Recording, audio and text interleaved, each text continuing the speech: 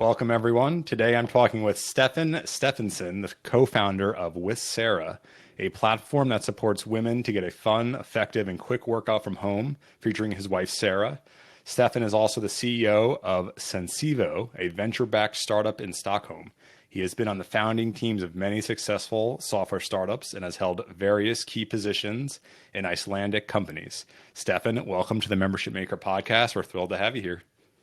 Thank you, Ward. I'm very excited to talk to you about all things membership. We know that with Sarah, you've created an excellent exit form to avoid cancellations, and you now have a very low number of users canceling their memberships. How did you come up with the idea for it, and what's important when creating an effective cancellation experience? I think this is one of the holy grails of running a successful subscription service or membership community. And what we did after talking to so many of our members is that they maybe did not want to cancel, but had to cancel because the options that they needed were not available at the time.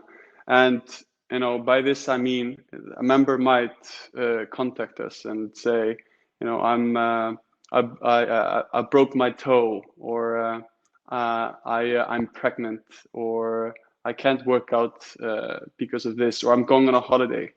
There are so many reasons why people might not want to cancel but have to cancel because that's the only option that they have. And so we started looking into how and if it would be possible to somehow implement this pause feature into the experience. And like I mentioned earlier, you have to look at what the big players are doing and the companies that you look up to. And we saw this pause feature functionality being available elsewhere as well.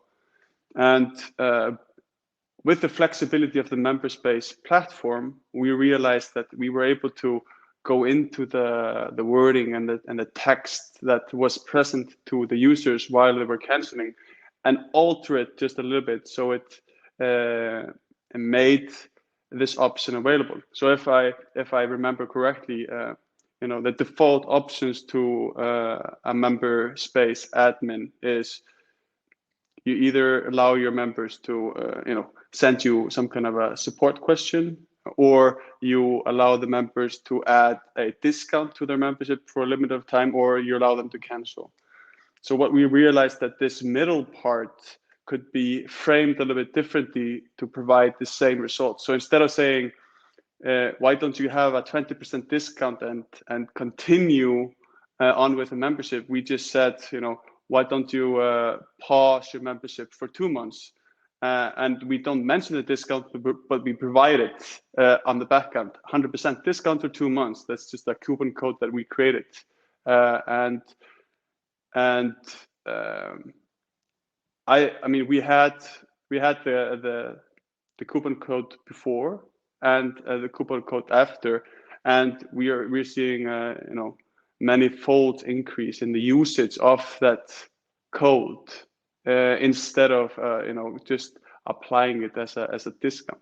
So just the wording there changed everything. And then we tried to just apply just a little bit of psychology and while you're deciding if you want to cancel, for example, and on With Sarah, we say stop working out and cancel. So you have to make two decisions there. You have to make the decision to stop the subscription, but you also have to make the decision to stop working out, which is maybe a step that you don't want to take if you put it in that perspective. So it's just something that we're testing, and so far it's going well and has proven to be good for growth. Yeah, I mean, it's fantastic. It's funny. It's pretty meta, actually, because after I saw you post about this, cancellation alternatives customization that you made, it inspired me to change how MemberSpace does our own cancellation, right? Because believe it or not, some of our customers cancel too. And And I changed the wording actually to be very similar to what you're doing. We didn't quite use the word Yeah. pause because I'm going to ask you about that too in a second. But I did change the actual I just want to cancel part. I changed it to say, Mhm. cancel, stop my membership or close my membership and cancel MemberSpace. So it's like it makes you kind of just think Yeah. like, is that really what I want to do? It's not a trick. Mhm. It's just a way to kind of position it differently. Yeah. Especially if someone's Yes. maybe, yeah, like especially if someone's like maybe feeling frustrated at that moment. It's like, all right, Yes. maybe I'm just frustrated. I don't need to actually stop my membership. Like, and so that alone is good, I think. But Yeah, for sure. to ask you a question about pausing, right? So different people imagine different things when they hear the word, oh, I want to pause my membership. How would you do you make it clear to folks at least that, all right, the pause is for 2 months and then it automatically will renew after 2 months? Do you make that clear somewhere? I can't remember the exact wording right now. And if the option provided additional description of what you're about to do. But to me, while I was looking at it, it looked pretty clear. And But I would have to double check on that. But that's a good point. Like, have you had anyone who the 2 months has elapsed of the pause period and now the subscription started again? Has that occurred for anyone yet? And have you heard any feedback from folks, like if they were confused or didn't expect it to work that way? No, we have not received anything in that tone. And but one thing that does happen, and it is it's a limitation of this workaround, is that once you utilize the pause, you can basically just pause it one time because that's how a MemberSpace is structured. Mm-hmm. So um, you know the setup that I have does not include the like if this then that function in it.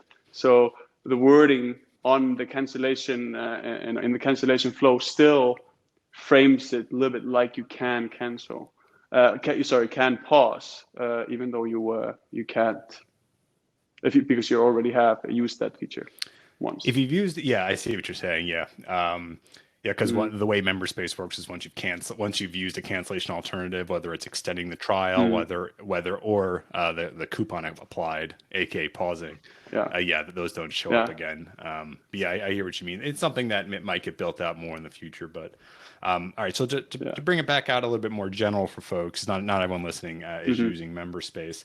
Do you do anything else around cancellations or users exiting? Do you have like an exit survey of any kind? Do you try to follow up with people after they've canceled?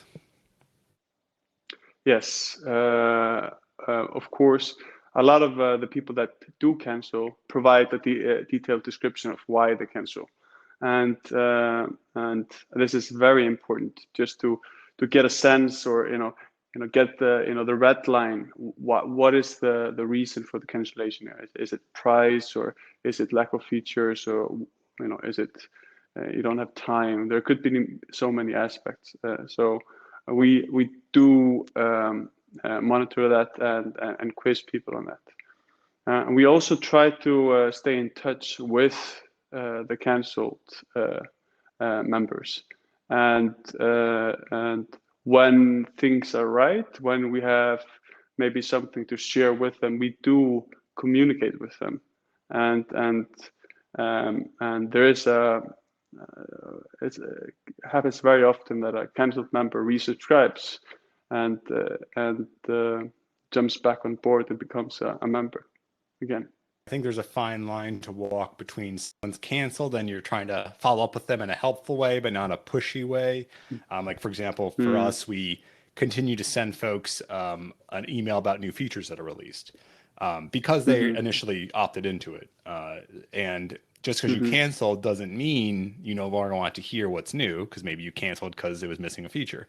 And you can always Yeah. unsubscribe, but that's kind of a nice subtle way to let people know, hey, this thing that you used to use, you used to pay for, is improving, and there's new things being Yeah. added.